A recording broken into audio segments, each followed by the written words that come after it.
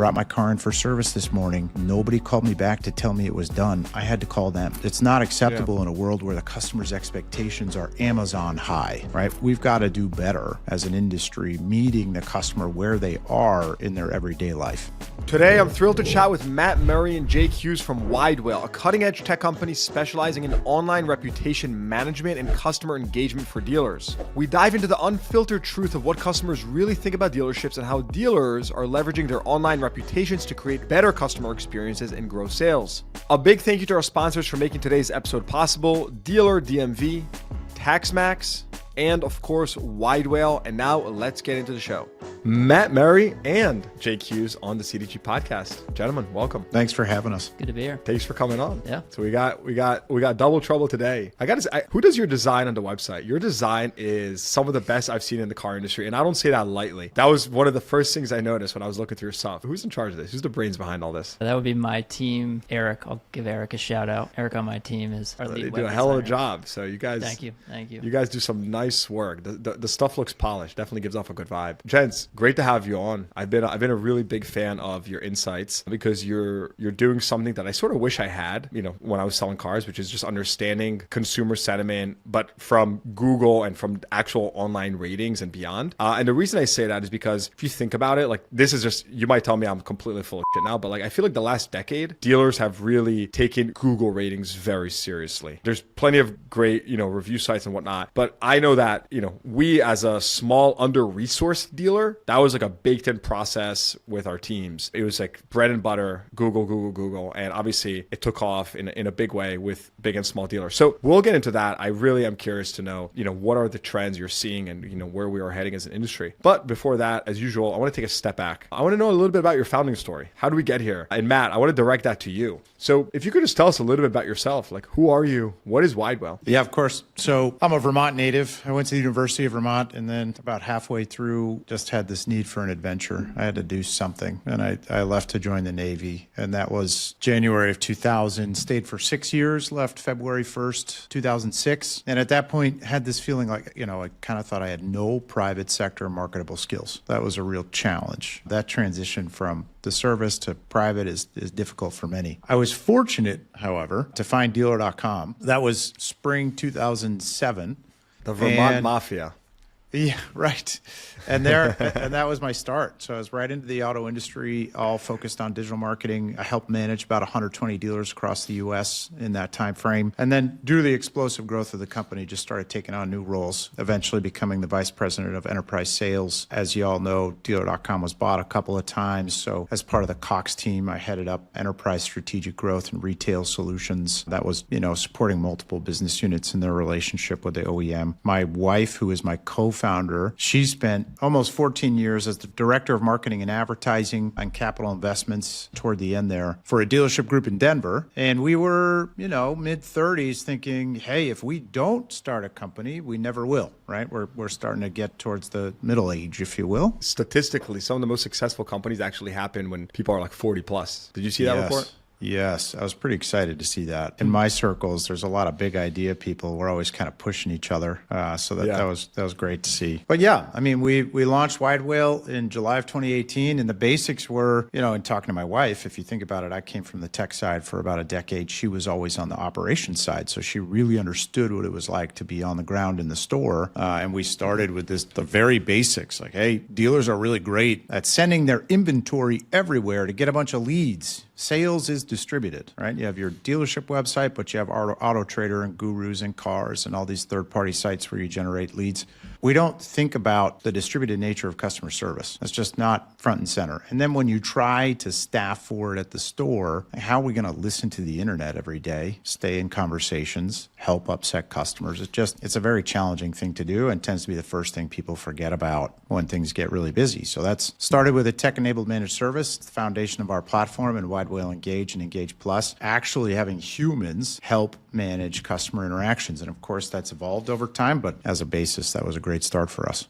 Matt, I'm curious, you have a really impressive pedigree. Dealer.com, DealerTrack, Cox Automotive, podium. You've done some really good work. What from all four of these, different organizations did you pick up? Like, what insight led you to saying, hey, this is the area where I want to focus on. I think that there's a really big need in the dealer community for a service like this, right? Like, was there like a through line or some kind of common pattern that led you to this point? So some folks will remember 2011 or 12, social and reputation management started to become a thing for tier 3. We started to talk about it more, and companies started to build products around it. And dealer.com at the time released what was called then social reputation management, SRM. And I was part of the team that stood up Toyota's first social and reputation management program, again, 2012. And at the time, frankly, a lot of reputation management was an ego-based sell. So you could say to the dealer, hey, you're a 4.3, the dealership down the street is a 4.5, you're losing. And oftentimes that would be enough, right, to get the dealer to pay attention and start driving reviews. However, with no real demonstrable ROI beyond that, I would say adoption rates in most cases hovered at 10 to 15%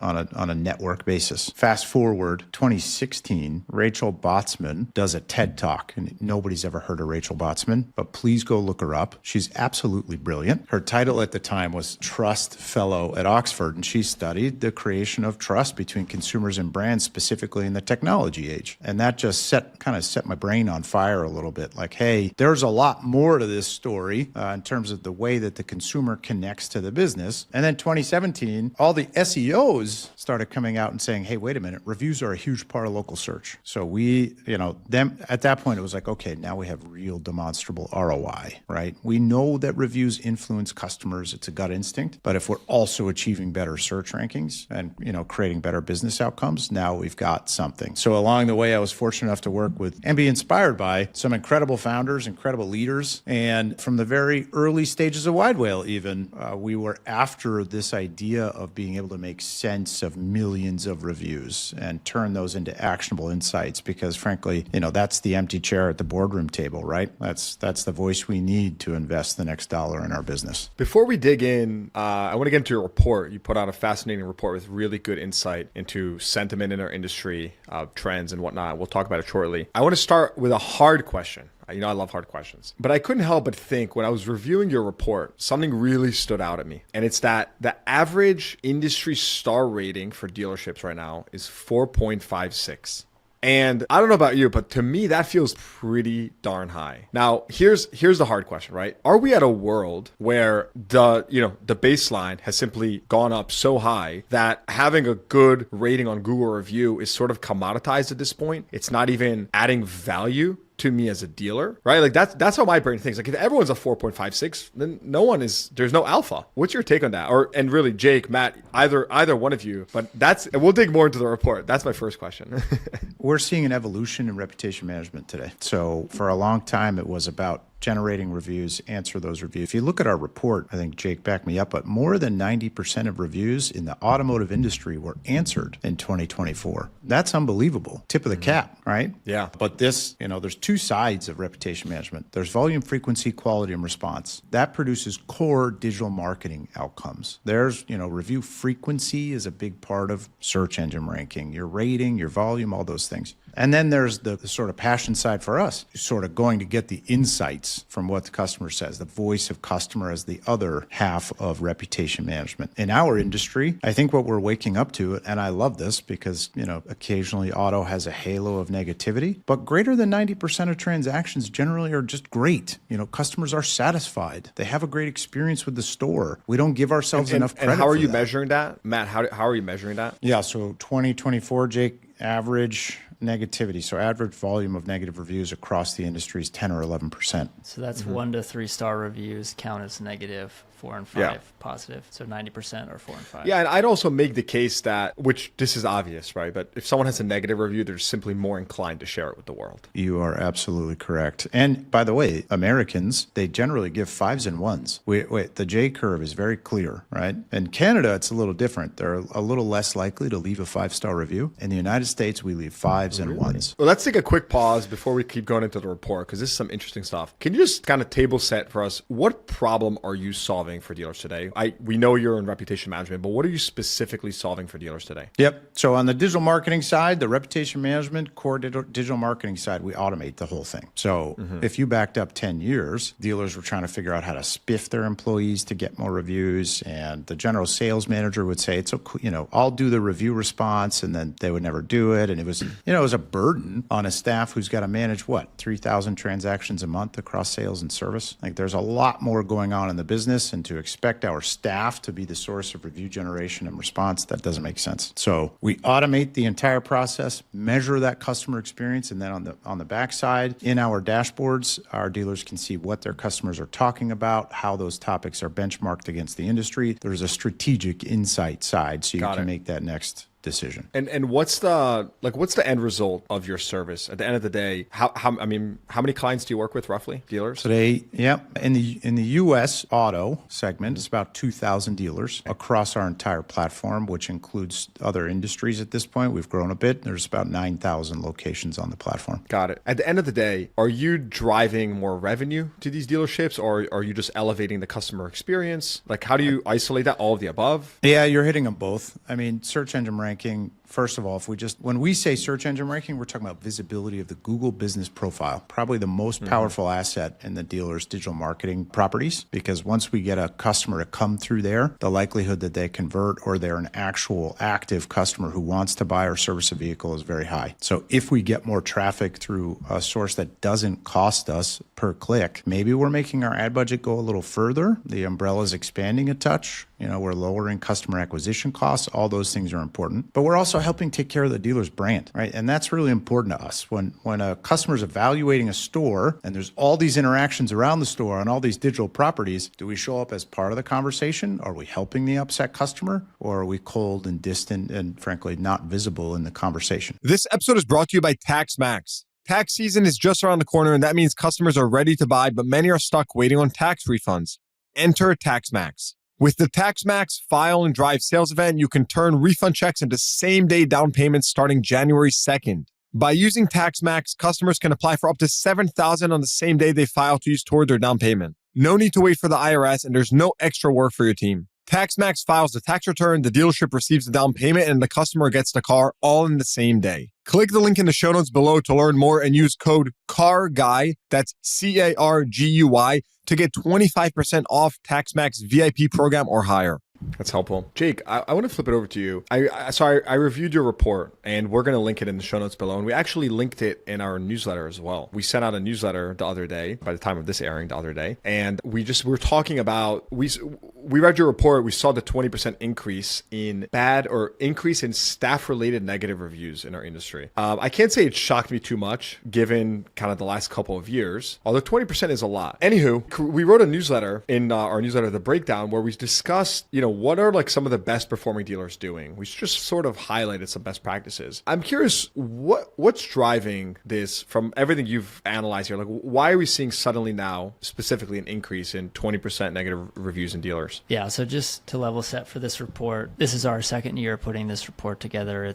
We call it the voice of the customer, and it's Widewail's look at the industry. And I think we're in a very unique position in that the collective perspective of the entire industry, what customers want, need, prefer, is available publicly online. And our job is to collect all of that and to make sense of it. So the report's 4 million reviews a year, 18,000 dealerships. We're adding about 4 million a year. And we can use AI to identify topics like staff and how they're coming up in reviews. When we look at staff, broadly speaking this year, its mention percentage is elevated across the board. So it's risen within positive reviews and it's risen within negative reviews, but it's risen more within negative reviews. So it's up 14% in positive and 20% in negative. When we go a little bit deeper to look into what other topics are mentioned alongside staff within negative reviews, year over year we see a big jump in the finance department. Warranty and deals are 3 topics that come up specifically as mentioned often in association with negative staff reviews. All right, so Jake, what would you say were the most unexpected shifts in sentiment since last year? So 2 headline trends we're looking at are rise in staff negativity, up 20%, and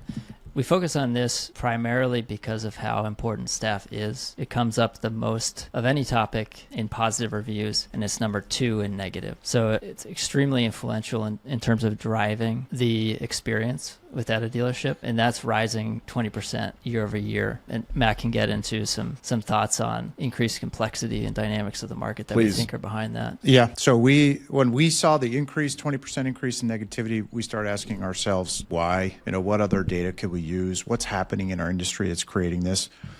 And look, complexity is back in a big way in our industry. The COVID easy sale, right? The customer's going to pay MSRP or higher and can't negotiate it. That's over. I think we've all seen that. Incentives are back in a really big way. Customers are feeling that opportunity to negotiate the deal some, which means a lot more communication with the individual customer to get to the finish line. That's a lot to manage. And then our salespeople have to represent 3 distinct powertrains. And that's showing up frankly, as a knowledge gap. And we're not doing a good job context switching from the ICE vehicle to EV and answering really important questions for the EV customer, right? Like, what's the range of this trim level? Our salespeople are not showing up as highly knowledgeable there. So you package it all together, we have really high expectations from the customer side of what a transaction should look like, and staff who are not quite well equipped from a knowledge and training perspective in the moment. It's funny because there's some great training programs in the industry nowadays, and I just had the podcast with Ernie Garcia where we spoke all about vertical integration, and I just can't help but think or imagine like a world where you, Widewail, have like a training division, and it's like you're going into a dealership, you're identifying the problem, and then you're offering the solution. Like, it feels like it would be genius. You're probably thinking like, dude, like, leave us alone. We're a tech company. But again, I could so see that happening and like kind of bundling these solutions. Because the first thing I think about is like, okay, you're identifying the issue, but like something needs to be done about it. Then you got to find the solution or somehow implement it. So just me being my entrepreneurial brain. Well, we saw the breakdown too, Yossi. And let me tell you, by calling out Walser immediately, so we read their process, we were in awe of that process. Jake goes into the data to see what can we learn about Walser as a result of what we're reading in the breakdown. And what we found out is that Walser's customers have a 62% more positive mentions of knowledge than the industry. For anyone that doesn't have context, so you're referring to our newsletter that we send out. And what we basically did, just coincidentally, by the way, we didn't even know that they're a Widewail customer. We highlighted several dealer groups, like 4 or 5 dealer groups that are just how they train their staff to outperform. Walser was one of those that we highlighted.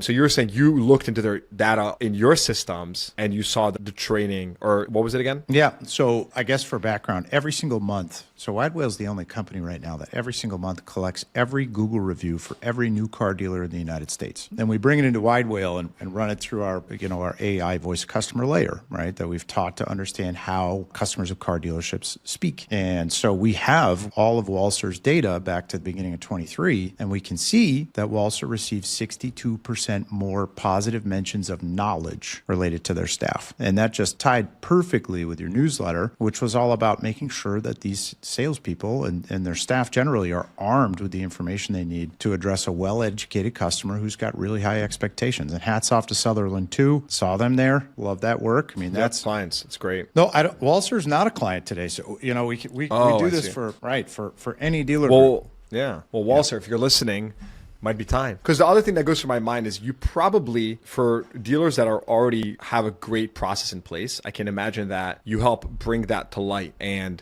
put a spotlight on it, which actually might help them outperform even more. Yep. And I want to tell you, just back to something we were talking about earlier, the margin of error in star rating is now just much slimmer. So a 4.4 dealer, that's significantly below the industry. So anybody below 4.0, you're losing. You just got to say that. You're losing search engine ranking, you're losing visitors.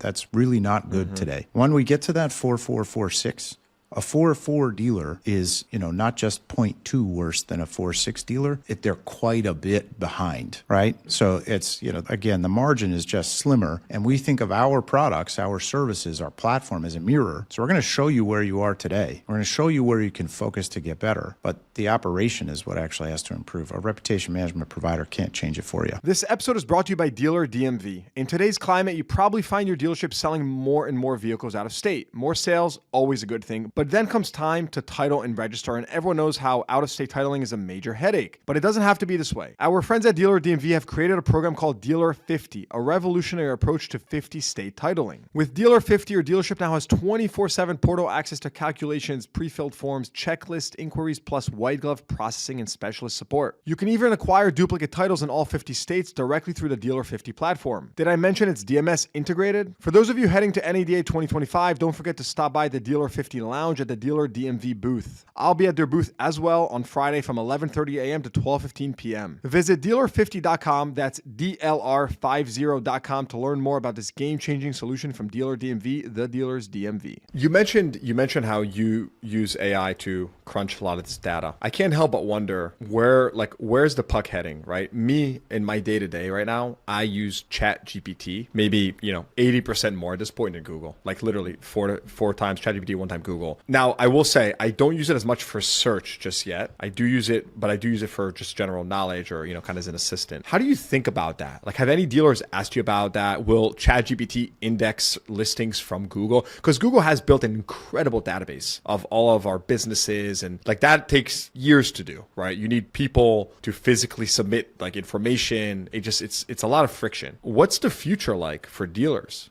Should they be starting to invest in other platforms? And how do you think about that? Yeah, I mean, much like cable television has become so fractured across streaming services, we're seeing the knowledge graph fractured across many different sources. So ultimately, what the customer prefers is the channel where we need to show up. The marketing, think about the marketing mix for a dealer. It used to be really simple. Today, we got to think about a ton of different properties. That's coming here as well. So even today, we have a director of search at Widewail. We're checking out how Widewail performs in AI-driven search results, specifically to see what 25 is going to be like, because more search share is moving. As Google introduces SGE and other forms of search, search is becoming, fractured. And so we all at least have to be aware that it's happening and have a way to audit our current position. I don't believe, this is a strong statement, I don't think anybody's got it figured out yet from a sort of AI search visibility perspective, right? We're still a little behind the ball. You're not behind the cipher lock at Google or OpenAI, right? So you have to only work with what you can observe. And so today, we're suggesting to most that you get out in front of those channels that are going to start fracturing the knowledge graph on the customer's behalf. Before I want to jump back to the report,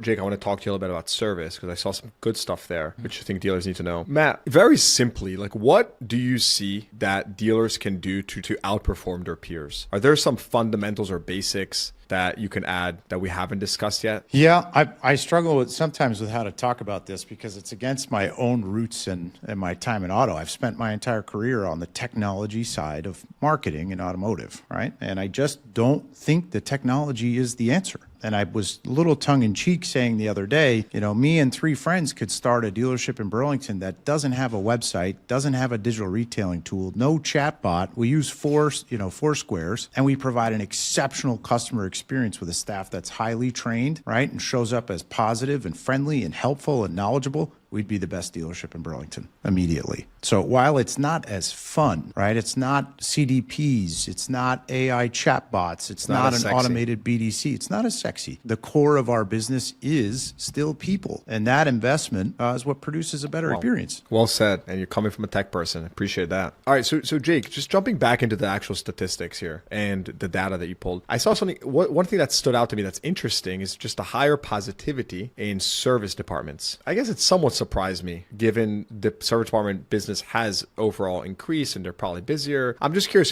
what are you seeing in service? Let's just start there. So we look at service, we can compare, part of this report is comparing different cohorts. So we can compare how service performs versus sales. And we look at the trends year over year. We're seeing better year over year performance out of service in a couple ways. One, negativity in service is growing less than sales. So we're seeing more growth year over year in the sales department versus service. At the same time, positivity of the service department is growing within reviews and it's declining in sales. So when we look at service, there's a few key things going on here. For one, communication is super important. Communication drives negativity within service, and that dealerships that are able to manage communication effectively within service ultimately are going to stand above the rest. That's definitely a big deal. Okay, so the way I would distill that is if you're still missing calls in service, you better have the proper staff to handle it or the AI tool to help you with that, because that is deliberately just no brainer, like easy one that's hurting you. And not just from a revenue perspective, but beyond that, from a reputation perspective, etc. Yeah, when we look at reviews within the study that mentioned communication specifically, positive reviews, we see lots of talk about the process was stress-free. So ease of process matters a lot to these customers. The friendliness of staff comes up, and we see more positive mentions of friendliness within service reviews versus sales. So a little bit more friendliness within the service department. On the flip side, helpfulness comes up much more often in the sales context. So sales is viewed as helpful while service is viewed as friendly. Beyond that, we get into the frequency of communication. So how often, it's not just that you're communicating with your customers, but how often you're updating them does make a big difference. And those themes come up in reviews as well. All right, so Matt, I want to flip it over to you because we talk about positivity in service. I'm just so curious to know if there's a correlation between your prices and that positivity, right? Like, are people just getting a good price? And so because if I underpriced all my cars and my service by 35%, yeah, I'd probably get good ratings all across the board all day long. So what are you seeing in terms of correlations there? Yep. So the price topic is an interesting one. First, it's much more prevalent in sales. So the sales customer talks a lot more about price than the service customer. And what we see really, if you look back to Q1 of 23 through Q3 of 24, we've seen an increase in positive mentions of pricing for the sales customer. So customers are they're a little more happy with their pricing, right? And a reduction in negativity at the same time, less negative mentions of price for sales. The story on the service side is not the same. So we're seeing less positive mentions of price or cost in service and more negativity. And this was, this popped off the page to us. We decided to dig into it again. We listened to the industry outside of what we do to see if we could find some reasons. Why is this happening? And frankly, it landed on, hey, the average vehicle on the road is 12.6 years old, right? That is unbelievable. And so we looked at review data and said, well, there has to be something in our review data specific to those high value or high cost service appointments. We saw a 30% increase in discussion of brakes, 35% increase in discussion of transmission, and 37% when the customer's talking about engine. Our customers are running into service appointments that cost them far more than they're accustomed to, right? And so why are they so negative? I mean, it makes sense to me as an industry member, right, that a transmission is very expensive. It's $10,000, let's say, to replace a transmission. Customer has no idea. And that's a real problem. So if I, today, some advice for dealers, take a real critical look at price transparency in service. It goes beyond routine maintenance, right? If I go to a dealer website, there's probably 1, 2, maybe 3 pages for service. None of them have a menu on it. I'm certainly never going to find a range of cost for a transmission service or transmission replacement. We got to think hard about that. Do we expect to give penny perfect quotes on a transmission replacement? No, but the customer should know it's $5 to $10,000 so they don't get that big surprise at the end. Yeah. But what you're saying is we can't expect that the average order in a service department and the average RO will just going to continue rising. And, mainly at this point due to just the work that needs to be done because people are holding onto these cars for longer than ever. And so, I see your point, and it's important to be extra just thoughtful about our processes there because that will result in just a higher frequency of bad reviews. At least that's how I perceive it. So, but let's take that one step further then, because there's this big debate about like ICE versus EVs and the costs there, right?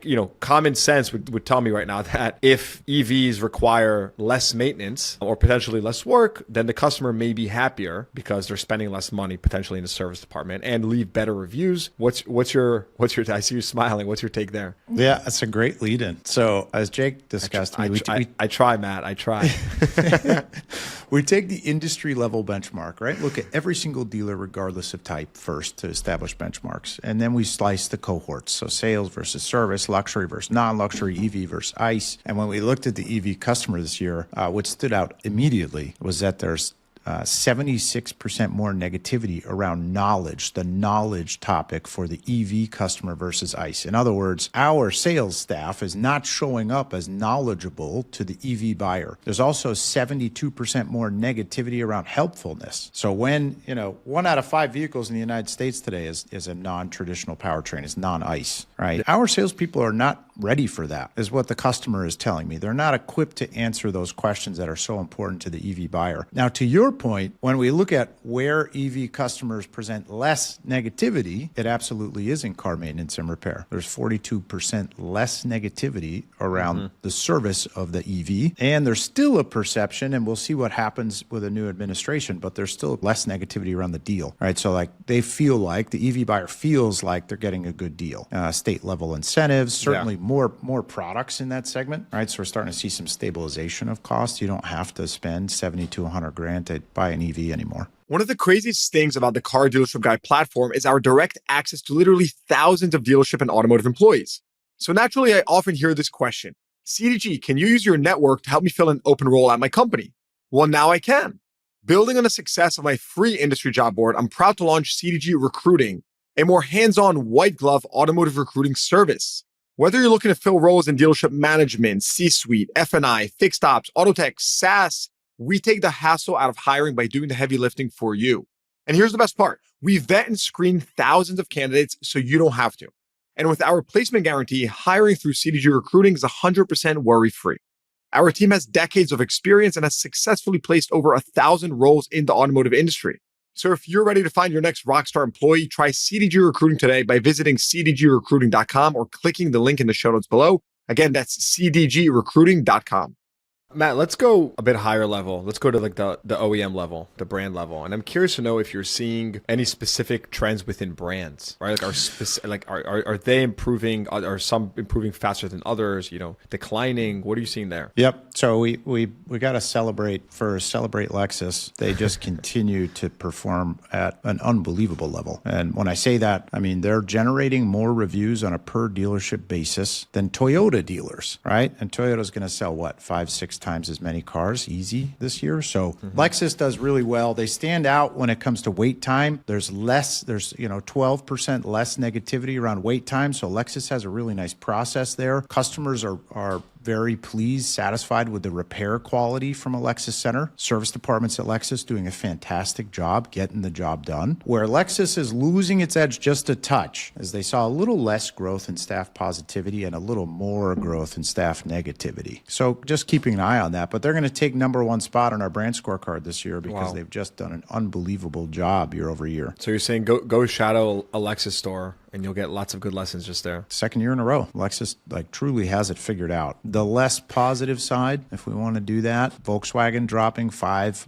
spots in the rankings. Mitsubishi's down 4 spots in the rankings. There's some losers, there's some winners. I think in most cases, because of the way we do the brand scorecard, it's more emphasis on the digital marketing side. So those brands that are dropping spots in the ranking aren't doing a good job getting customers to leave reviews. Maybe they're not answering the reviews. They're not getting great scores. It's more that digital marketing side. On that point, though, are you able to identify these recurring pain points for dealers so that they can proactively take care of it? Because by the time you've gotten the review, right, it's the experience has already happened negatively. What are you doing to be able to identify that before it happens, at least in the future? You can't change the past, or maybe you can. If you sweet talk the customer and change the experience, they will actually overturn the review in many cases. But what can you do to proactively identify these pain points for dealers and help them, change that up? Yeah. So one of the things that we hope all dealers really get from the report is that there are 5 topics that drive the most positive experiences and 5 that drive the most negative experiences, and integrate those into your decision making. It doesn't make sense to me today that we still see reviews that sound like, I brought my car in for service this morning. Nobody called me back to tell me it was done. I had to call them. It's not acceptable in a world where the customer's expectations are Amazon high, right? We've got to do better as an industry, meeting the customer where they are in their everyday life. I couldn't agree more. It's I always viewed the bad review as you have a break in the process. Let's fix it, for the most part. Yeah. Are there always going to be tough customers? Absolutely. Can every customer be pleased? Absolutely not. But is there a core of the business here that we can get right? Of course there is. Well said. All right, so gentlemen, this has been very insightful. Appreciate you coming on. For anyone listening, we're going to link your latest report on the industry in our show notes below. Like I said, I personally reviewed this. Some great insights in there. And any closing thoughts on your end? Yeah, absolutely. So, widewail.com/VOC. We're making that. Every year we make that report public. Anybody can go take a look. An important note for current Widewail customers, you're getting this data every single day. So the dashboards dashboards that our customers use are powered by the benchmarks from this report and from monthly collection of all reviews in the industry. So if you want to know how your communication benchmarks against the industry, use one of our dashboards. And, heads up, January 2nd, right, Jake? January 2nd, the OEM level report comes out, Reputation Brand Scorecard. I'm still going to be hungover from New Year's. We're jumping I'm right just into kidding, dude. 2025. I haven't done New Year's in way too long. Three kids, toddlers and a baby. New Year's is just another day. No energy for that. My kids are still up at 6:30. It doesn't matter what day of the week it is. It's great. Excellent. Matt Merry, Jake Hughes, thanks for coming on. Like I said, we'll put all the links below. And you guys are doing some great work. Keep it up. Thank you, gents. Thanks for having us. Thank you. All right. Hope you enjoyed that episode. Please give the podcast a rating, consider subscribing to the show, and check the show notes for links to what we talked about. Thanks for tuning in. I'll see you guys next time.